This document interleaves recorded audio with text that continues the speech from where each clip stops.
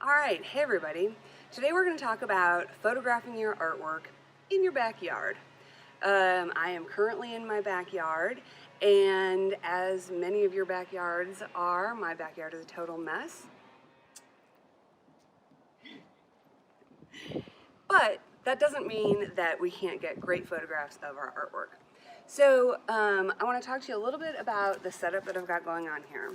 I have a giant piece of white foam core. This is just something that I happen to have. You may or may not have a 4x8 sheet of white foam core. But I don't know, you might have a piece of sheetrock laying around that you could use. Honestly, you don't even really need this. You could do this right up against the fence. I'm not doing it on the fence because it's my neighbor's fence and I didn't want to put any screws or nails in it, and I'm taking advantage of the materials that I have. Something else that I want you to notice is that we're in the shade.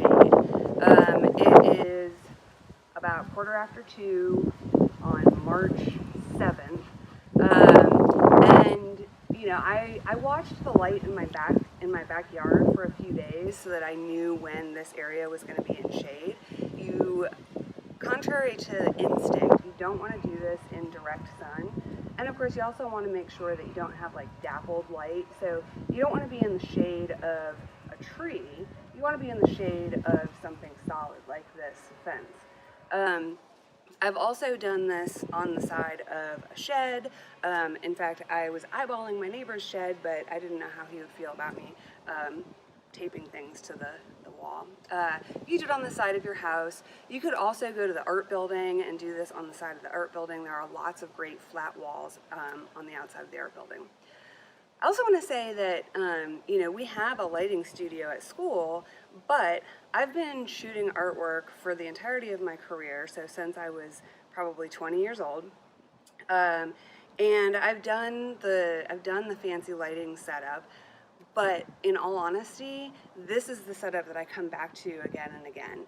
The backyard, natural light, just simple and easy and effective. We're just going to shoot using an iPhone, and we're going to use Lydia Power's iPhone. She's my videographer, thank you, because she's using my phone to video. And that's because that's the phone or the camera that almost everybody has, right? Keep in mind, if you are a photo student and you have a DSLR, you can do the same thing with your fancier camera. That being said, if you're a photo student, you don't really need to document your photographs because you have them as files, unless they're darkroom prints. So we're going to start off with this painting on paper. It's pretty simple 9x12 painting. Conceptually not simple, but just size-wise, there's nothing weird happening here. And I have it just taped to the foam core using blue painter's tape so that it doesn't tear away the paper. And I'm going to turn on the camera on the phone, and all I really need, I don't need to worry about whether it's level, because really what I'm going to be doing is leveling it in the camera. So I'm going to square myself to the piece of artwork, and I'm going to get close. Like, don't be way out here. There's no reason to waste all that space. I'm going to get close. I'm going to try to fill the frame, and I want to do my best to make sure that all of the lines are parallel and square. So, you know, if I were not parallel, I would have these converging lines. If I were, you know, up above, I would have very wonky rectangle. So I want to make sure that I am parallel to the plane, that my camera is straight up and down, and I am leaving a little bit of a white border for post-production. I'm going to take a couple just because my hands might be shaking or the wind might blow me around a little bit, just to make sure that I'm really getting a few choices. All right, so the second work on paper is a screen print, and I'm gonna put the 4 pieces of tape. So especially because it's windy today, I want to make sure that I have tape in all 4 corners. So like I said, blue painter's tape is really your best friend in this scenario. And I'm just making little tape rolls. Blue painter's tape is really just one of my best friends in general. I use it on a lot of things and for a lot of reasons. So if you don't have a roll, this is a great opportunity to go and get one. Okay. So again, just 4 pieces of blue painter's tape. Obviously handling your work with care.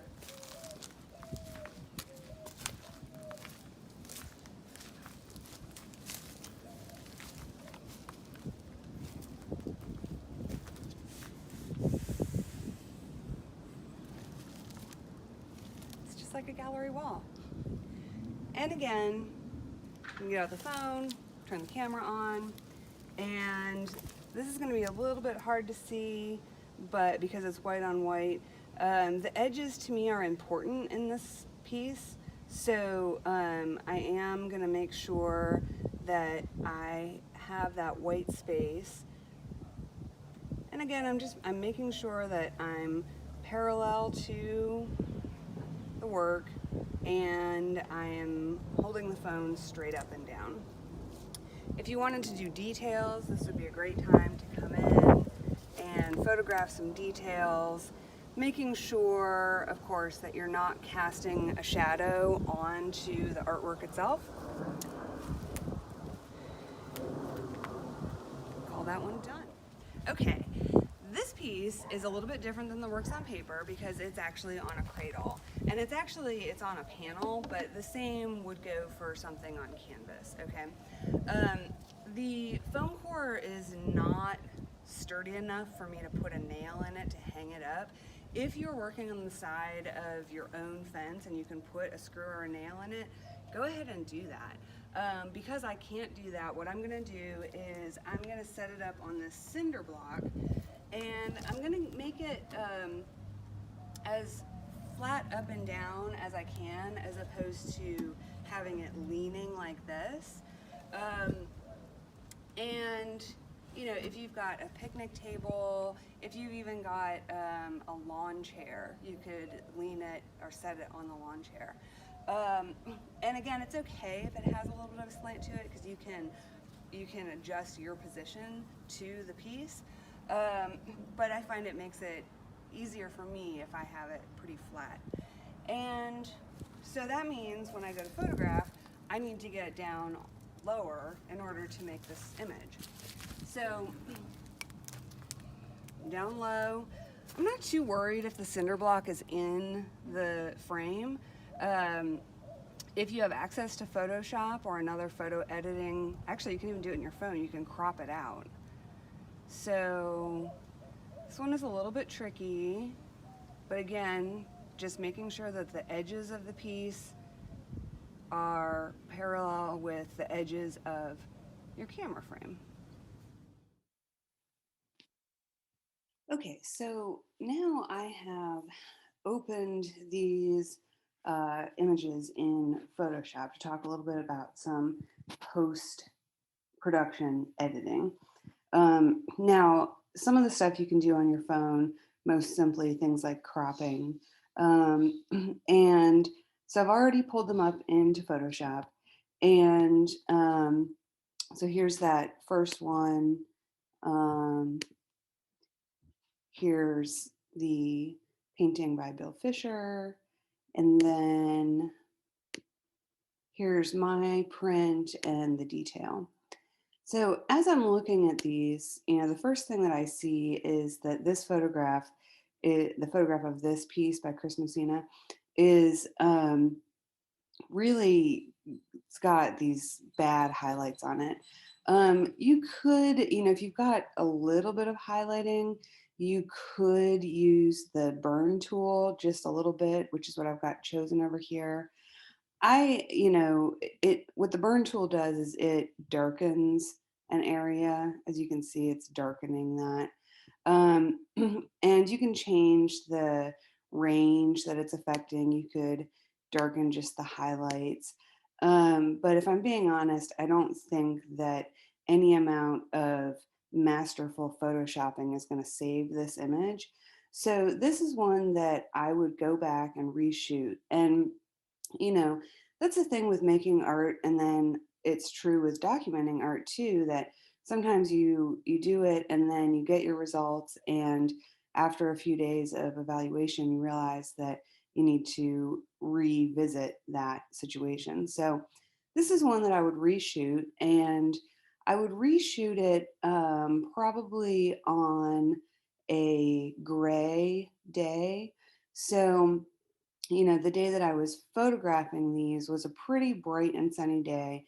And even though we were in the shade, the light was bouncing off of me. So you can see, these reflections are kind of flesh colored, or my flesh colored. And they were probably bouncing off of the phone a little bit too. So I would go ahead and wait for a gray day, and I would just repeat my photographing of this piece. Now, we get a lot of super sunny days here in Lake Charles. So, another way to correct for this, I was shooting these around 2 o'clock in the afternoon. The sun is still pretty high.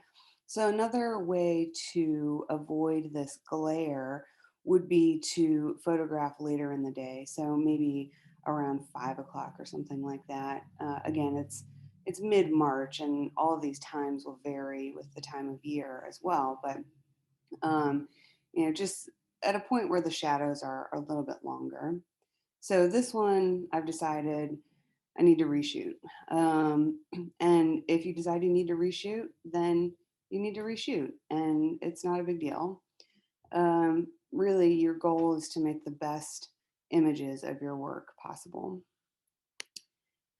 Coming to this one, the color and everything looks pretty good on it. Although, if I look at the white border, it is telling me that this is actually a little bit cool. So the shadow on the white foam core is a little bit cooler in color. It's a little bit blue. So I may want to color correct for the painting as well.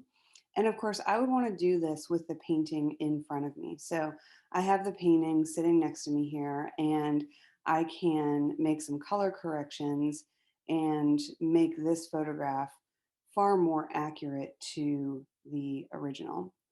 Of course, keep in mind that different monitors are going to show color differently, and just do the best you can with the monitor that you have. For color correction, I like to do an adjustment layer. So over here in your tools palette, don't be overwhelmed if you've never used Photoshop. You can't break it. You can always undo an action. But what I like to use is I actually like to use the color balance. And because I can see that this is a little bit on the cool side, I'm gonna slide my slider bar away from the blue a little bit. And this is a little bit of a process. And again, here you can adjust in your midtones, you can adjust in your highlights, and you can adjust in your shadows. And you can make different adjustments for different tonal ranges.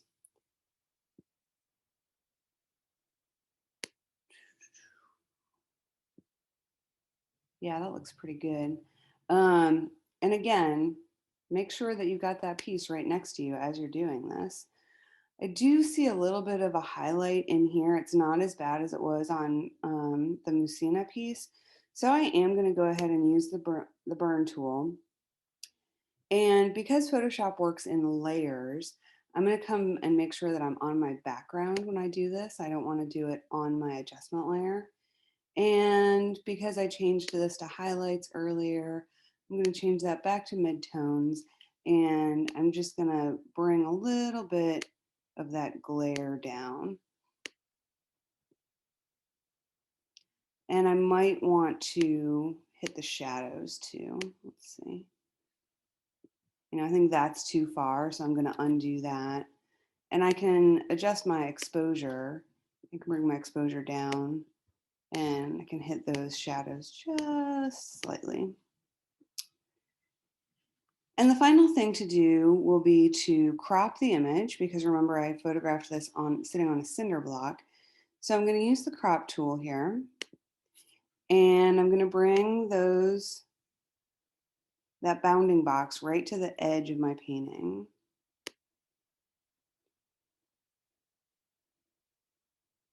Now, I've got an issue. Here you can see that I was not perfectly parallel with the plane of the painting. So what I'm going to do is I'm going to crop to the edge of the widest part of the painting, and which will leave me with some excess space over here and some excess space over here, and that's okay because we're going to adjust for that. So I'm going to go ahead and press the enter key or the return key, and now what I want to do is I'm going to copy and paste the whole painting or the whole image onto itself. So I'm going to select all, which gives me these marching ants all the way around the document. And then I'm going to copy and paste. So edit, copy, edit, paste. And you'll see now that I've got an identical layer right above my background. And what this is going to allow me to do is do some transformation to the layer 1. Go to edit, transform, and choose distort. Of course, you don't want to distort your original. So when you're doing this, make sure that you're looking at your original painting or your original work on paper. And I'm going to drag that corner out and making sure that as I look at the original, this spacing is not getting wonky and weird. And I'm going to drag this corner down. And essentially what I'm doing here is I'm just making the edges of the photograph straight lines and lines that are perpendicular to each other. Again, you want to make sure you're not doing any warping. So it might mean that instead of dragging this corner down, it might mean that you need to pull this corner up in order to not affect well, this is a ladder over here, so to not affect that ladder. So I think that looks pretty good. And so you've got to apply that transformation by hitting the check mark up here or pressing return. And I'm going to come back to my crop tool, and I'm going to bring the edges of the crop tool right to the edges of the piece, and press return. And I've still got this white border up here because I have my snap on, so I'm going to turn that off. And I'm going to crop again, and that'll allow me to more freely get to the edge there. Be real aware of what is on the edges of your piece. If there is important information, you want to really, get that line, the crop line, right on the edge. Don't accidentally crop, don't accidentally do this and crop out all of this important information up here. If you decide you don't want a crop, you can just do the little cancel thing. I'm also seeing a little bit of white over here. So I'm going to go ahead and do that one more time.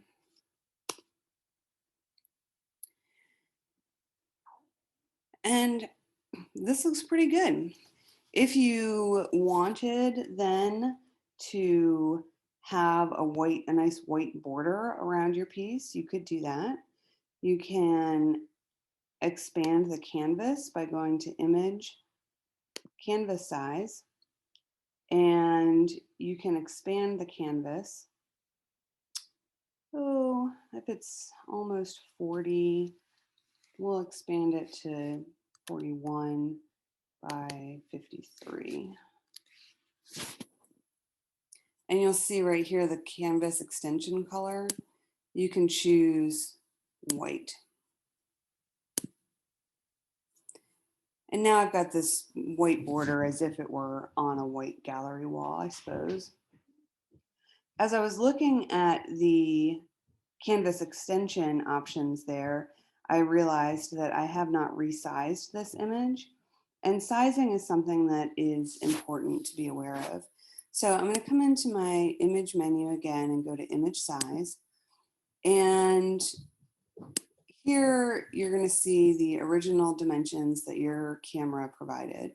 So because your camera is shooting on a screen, the resolution is probably going to be 72, which is going to make your physical dimensions quite large. If this is something that is for print, you'll want to change that resolution to 300. And you want to make sure that your physical dimensions change with it. So you want this lock symbol to encompass all three things like this. And when I come in and change that to 300, you'll see that the physical dimensions change accordingly. And I would frankly say, okay, and I would save it like this, and then resize as needed for future use. So if you apply to an exhibition, they may say, we need this sized to, 700 pixels in the longest dimension. So at that point, you can resize it. But at this point, I wouldn't make it any smaller. And I always save my original Photoshop document and a JPEG. So I'll go in here and I'll choose Save As. And I'll probably want to make a specific file folder that says documented art, maybe. I actually keep folders of different projects, so, but this will work. You do you. And make sure you give it a title that you know you'll be able to find later. So I'm going to title this Bill Fisher 1. And I'm going to keep the PSD, the Photoshop file. And then I'm going to save as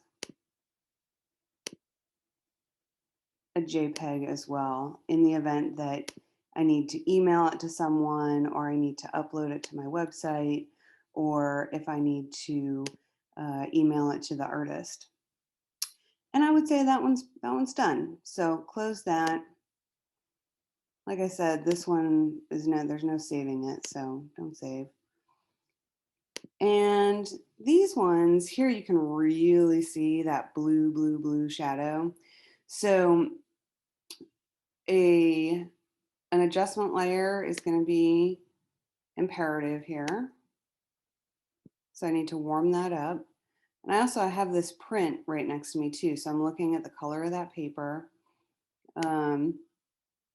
And adjust that just a bit. Ooh, that's getting too yellow. Sometimes I like to take things to the extreme so that I can really see where it's headed. And the nice thing about the adjustment layer is that you can turn the eyeball off and on so you can see the difference. Of course, right now it's very, very subtle. But you can also go in, if you double click on the little symbol here in your layer, you can come back and it's got all of your settings saved for you.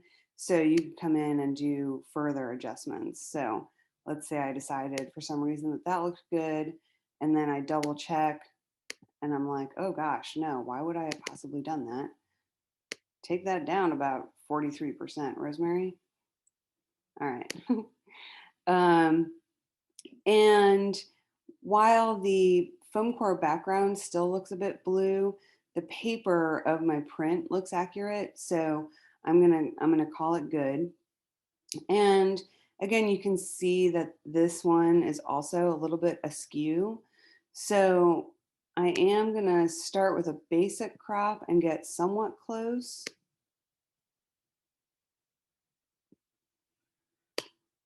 And I'm going to select all, and I'm going to keyword shortcut it now. So this is Command A to select all, and then I'm going to copy, Command C, and I'm going to paste, Command V. Now I'll come in to my edit and transform, and I'm going to do this distort, and I'm going to pull that corner.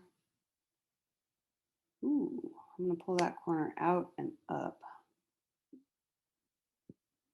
You can also turn on the grid in Photoshop, and that is under view. Oh, it's not. Okay. I don't know where it is in the menu. The keyboard shortcut is Command apostrophe. And I could use this as a tool. Okay, apply. And I could zoom in so that I could see how close to actually straight I've gotten. And it's a little bit off. So honestly, the perfectionist in me would probably come through and readjust this just a little bit more. Again, make it look good, but um, don't obsess about it, I suppose. So finally, this is still looking a little bit dark to me. So I'm going to make one more adjustment layer, and that's going to be a levels adjustment layer. And here I'm just playing with the highlights, the midtones, and the shadows.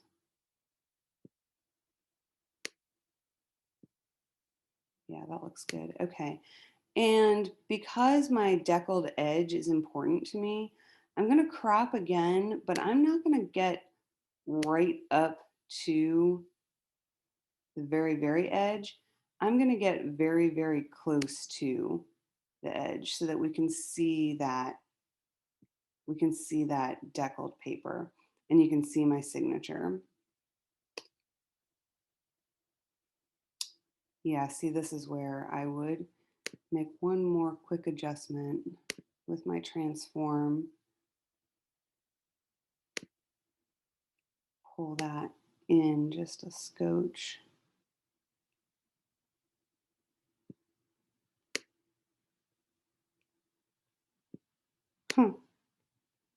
Okay.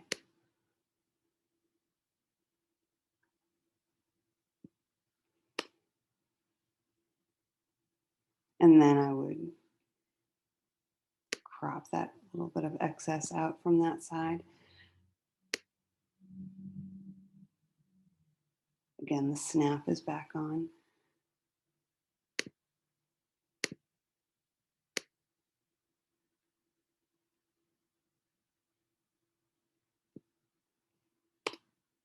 All right. And when I adjust my detail here, I want to make the same sort of adjustments. So I want to do that color balance where I'm taking some of the blue out, and I want to do a levels adjustment where I'm brightening up the whole thing just a little bit. And for both, and I'll actually want to go back and forth and make sure that they're matching. They're not perfect, so I would, again, the perfectionist in me, would come back and spend a little bit more time perfecting these. For both of these, you're also going to want to save them as the title. So for me, this is Bloomington, or title it by whatever you're going to remember. Make sure you put it in that folder that you designated for documenting your work, and save the Photoshop file, and then save a JPEG version.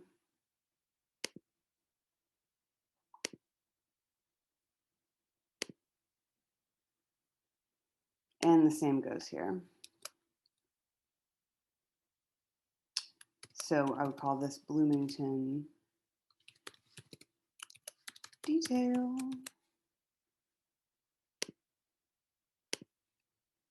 Save the PSD. And save the JPEG.